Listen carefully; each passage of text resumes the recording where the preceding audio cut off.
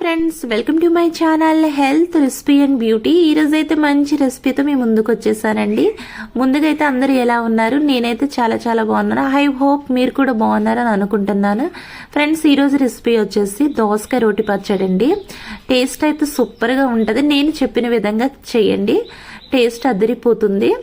Friends, దీనికి కావాల్సింది గట్టిగా ఉన్నటువంటి ఒక దోసకాయని మంచిగా ఒక అర కేజీ దోసకాయని తీసుకుంటే అసలు చాలా అంటే చాలా టేస్టీగా ఉంటుందండి.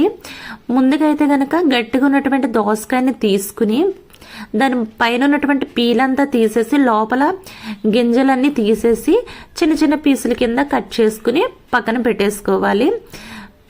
పెట్టుకున్న తర్వాత దీన్ని అయితే కనుక ముందుగా కారం తయారు చేసుకుని పచ్చడిలోకి ముందుగా పాన్ పెట్టుకుని దానిలో 1 టేబుల్ స్పూన్ ఆయిల్ వేసి ఒక గుప్పెడు వరకు వేరుశనగుళ్ళు పల్లీలను వేసి జీలకర్ర 1 స్పూన్ వేసి ఒక 10-15 ఎండుమిరపకాయలు వేసి మొత్తం వేయించేసుకోవాలి. దీంట్లోనే ఒక 4-5 వెల్లుల్లిపాయలు కూడా వేసుకుని మొత్తం దోరగా వేయించేసుకోవాలి.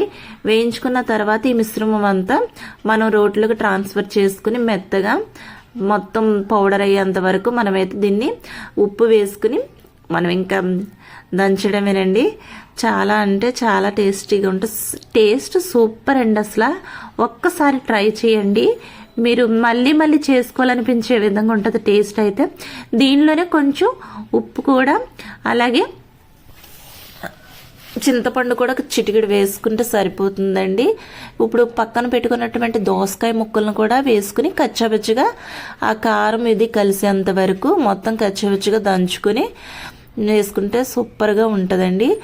ఫ్రెండ్స్, మీలో ఎవరైనా మన ఛానల్ కొత్తగా చూస్తున్నట్లయితే దయచేసి లైక్ చేయండి, సబ్స్క్రైబ్ చేయండి, బెల్ ఐకాన్ క్లిక్ చేయండి. ఈ మొత్తం అంతా ఈ విధంగా దంచుకున్న తర్వాత మొత్తం అంతా ఆ కారం ఉల్లిపాయ దోసకాయ మొత్తం అంతా ఒక్కటైపోయిన తర్వాత దీనిలో ఒక ఉల్లిపాయని పీల్ తీసేసుకుని ఒక మీడియం సైజు ఉల్లిపాయని ఈ విధంగా వేసేసుకుని దీంతో కూడా కచ్చపిచ్చగా దంచుకోవడమే. ఇంకా అంతేనండి. ముందుగైతే ఒక పాన్ పెట్టుకుని పోపు ప్రిపేర్ చేసేసుకుందాము. దానిలో జీలకర్ర, వెల్లుల్లిపాయలు, ఆవాలు, అలాగే పచ్చిశనగపప్పు, 1 స్పూన్ మినప్పప్పు, ఒక 2 ఎండుమిరపకాయలు, కొంచెం కరివేపాకు వేసి మొత్తం అంతా వేయించేసుకుని మనం దంచి పక్కన పెట్టుకున్నటువంటి ఈ దోసకాయ పచ్చడిని దీంట్లో ట్రాన్స్ఫర్ చేసేసుకుని మొత్తం అంతా పోపు ఇది మిక్స్ అయ్యేంత వరకు మనం మిక్స్ చేసుకోవడమేనండి. అంతేనండి, చాలా టేస్టీ అయినటువంటి సూపర్గా ఉన్నటువంటి దోసకాయ పచ్చడి అయితే రెడీ అయిపోయిందండి. మీరు కూడా ట్రై చేయండి. మీకు ఏ విధంగా వచ్చిందో నాకు కామెంట్ చేయడం మర్చిపోకండి. ఫ్రెండ్స్, ఈ కంటెంట్ కనుక మీకు నచ్చినట్లయితే దయచేసి లైక్ చేయండి, షేర్ చేయండి, సబ్స్క్రైబ్ చేయండి, బెల్ ఐకాన్ క్లిక్ చేయండి.